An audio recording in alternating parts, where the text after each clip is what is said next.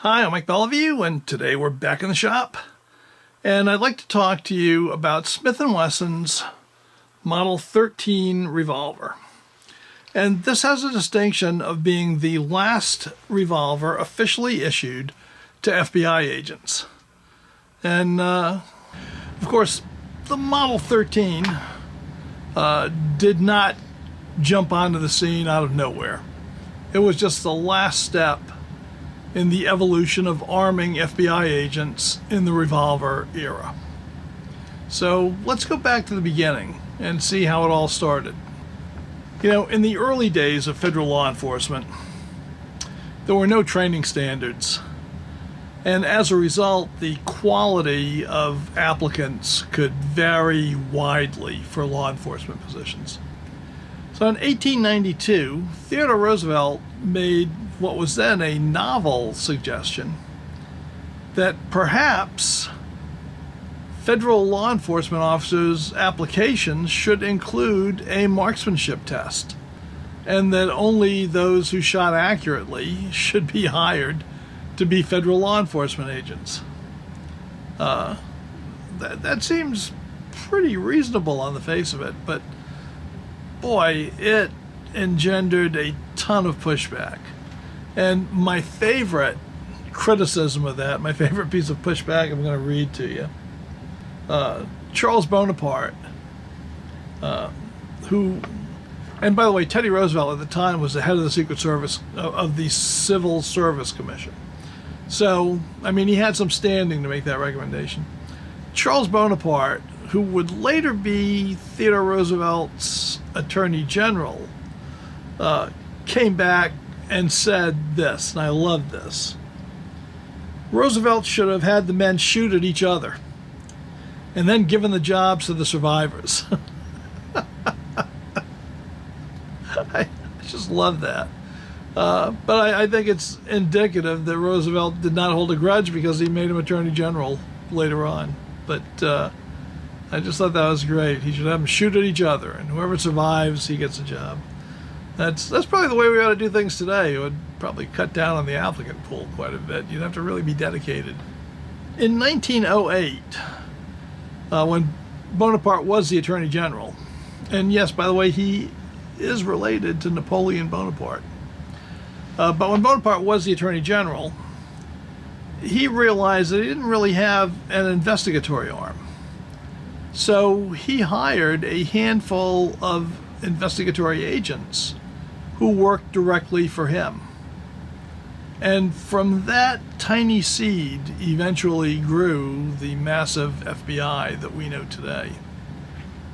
In 1924, Calvin Coolidge, my favorite president, appointed J. Edgar Hoover as the director of what was then called the Bureau of Investigation. And that was a position that he held until his death in 1972, for good or for ill. Hoover certainly shaped federal law enforcement, as I said, for good or for ill. But he was a tremendous influence, and one of the giants that strode the stage in the 20th century. Hoover's vision for the FBI was not your typical law enforcement vision. Hoover envisioned a cadre of professionals, accountants and lawyers, who went after criminals largely with their pencils. And that was an idea that the FBI stuck with for quite a while. But in the 1920s and 1930s, it ran into the reality of what's known as the gangster era.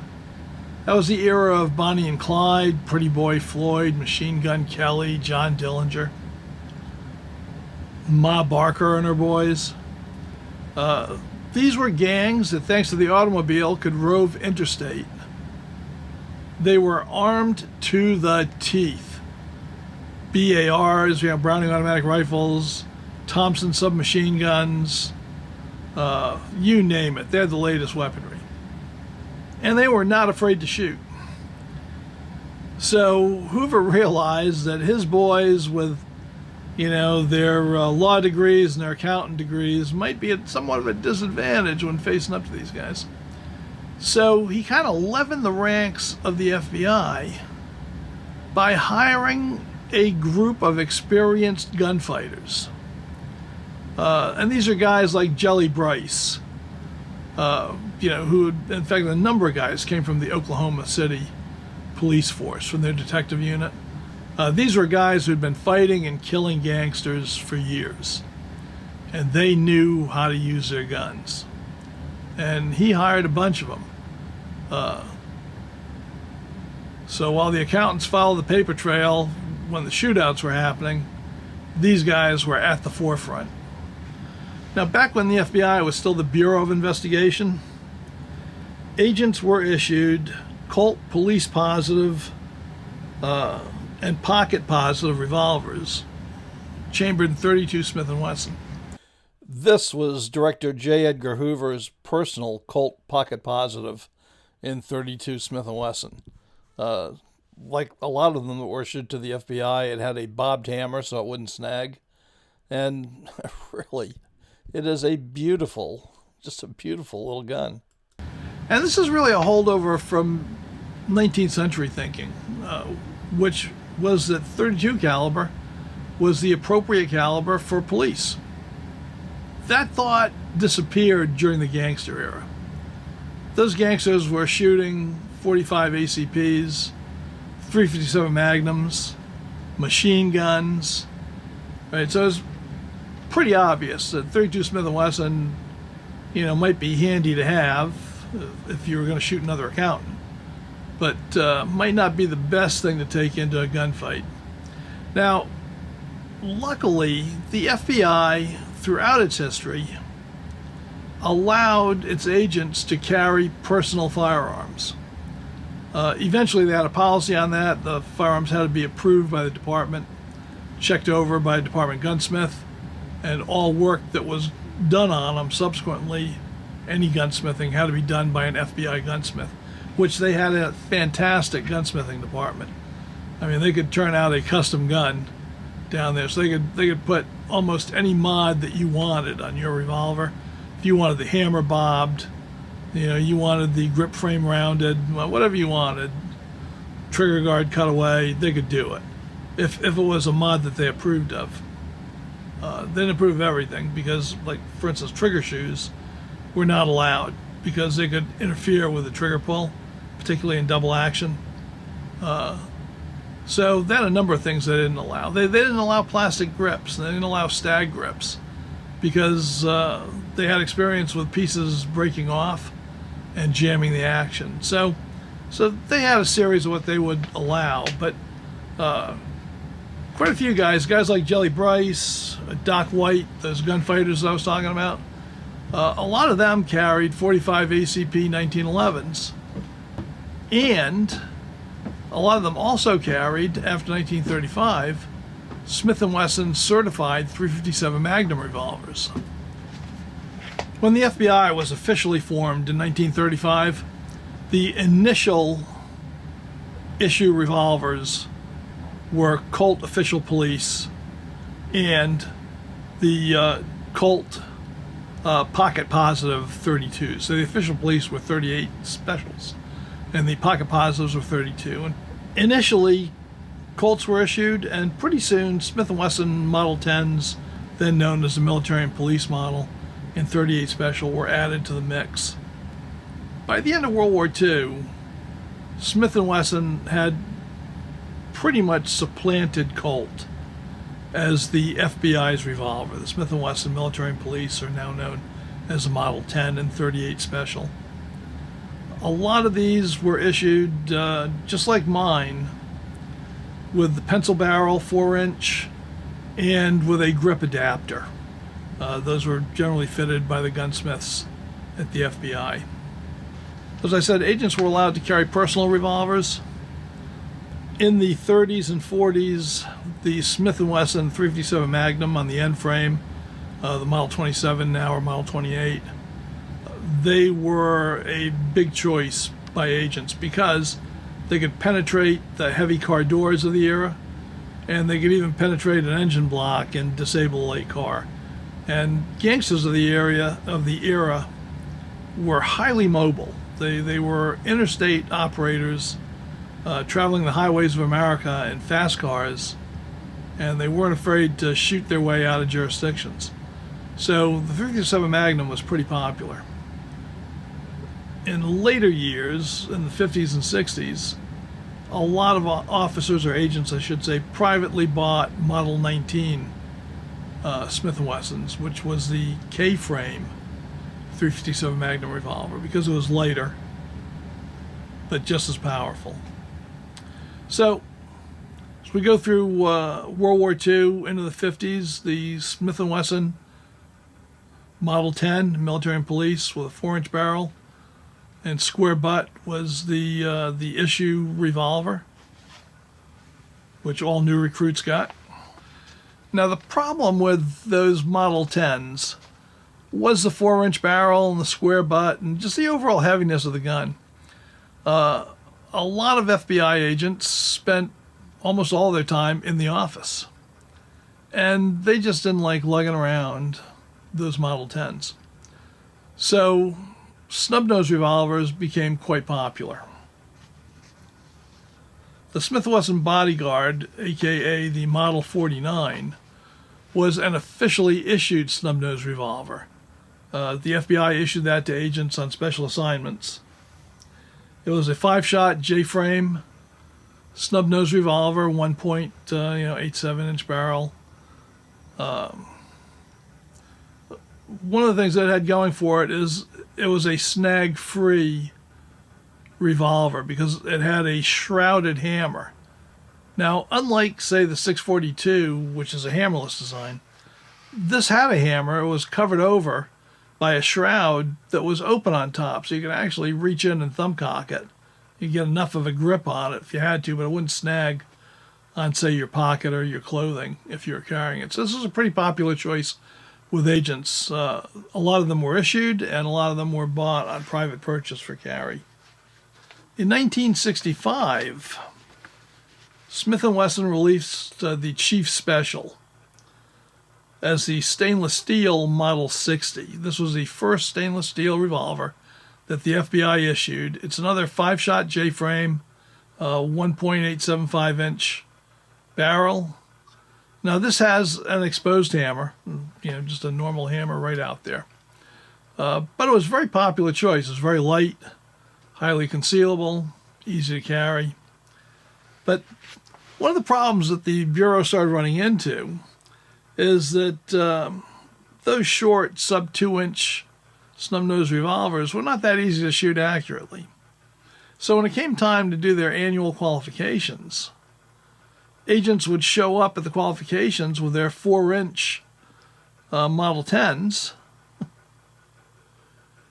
to qualify, but they would carry the small J-frames, and the instructors realized that they probably couldn't qualify with the J-frames that they were carrying.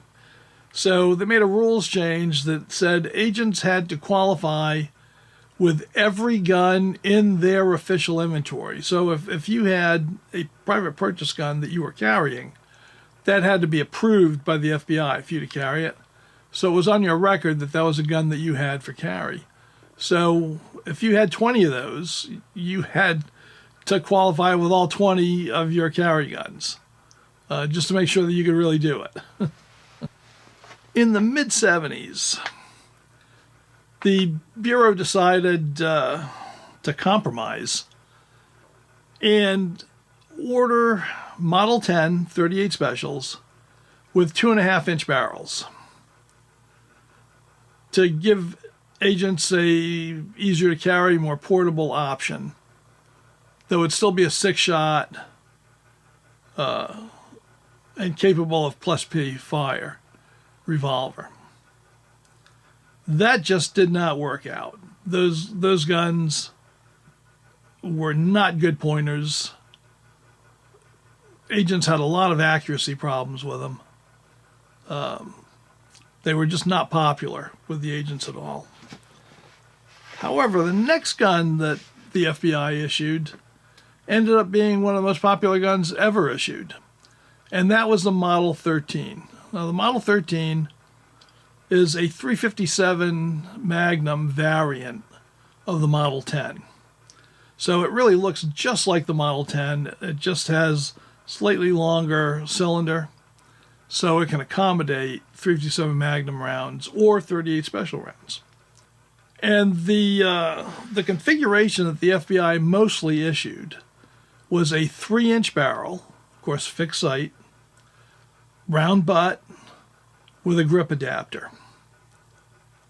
And that ended up being the Goldilocks revolver of the FBI. Small enough to carry easily, big enough to handle .357 Magnum cartridges, though most agents shot it with .38 Special plus P, the approved plus P, which was a lead 158 grain unjacketed lead hollow point bullet. But they also had 148 grain silver tip .357 Magnum rounds, which was the approved F.B.I. .357 Magnum round. They could fire either round if they wanted to, and the gun could obviously handle both of them. The Model 13s are fantastic. They handle well. They're steel frame. They have enough weight to absorb .357 Magnum recoil without making them ridiculously heavy the way the Model 28s and 27s are. That 3-inch barrel, it is like just right. Perfect gun. And it was immensely popular with agents. Right up until they started to replace revolvers with semi-automatics.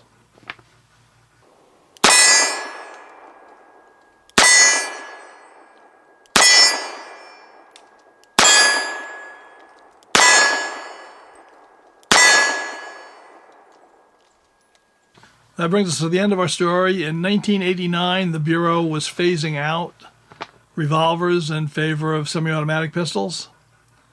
And revolvers were quickly becoming a thing of the past in law enforcement circles.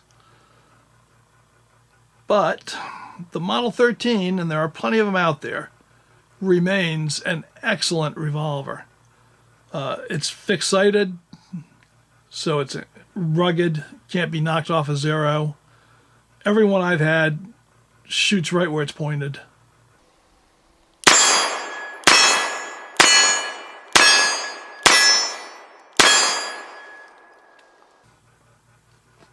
I think they are one of the perfect knocking around or combat handguns that you could buy. So you can find quite a few of them on the used market. If you're lucky enough to score one, I say go for it. So I hope you enjoyed this. If you did, hit the like, make a comment, play around with the algorithm a little bit.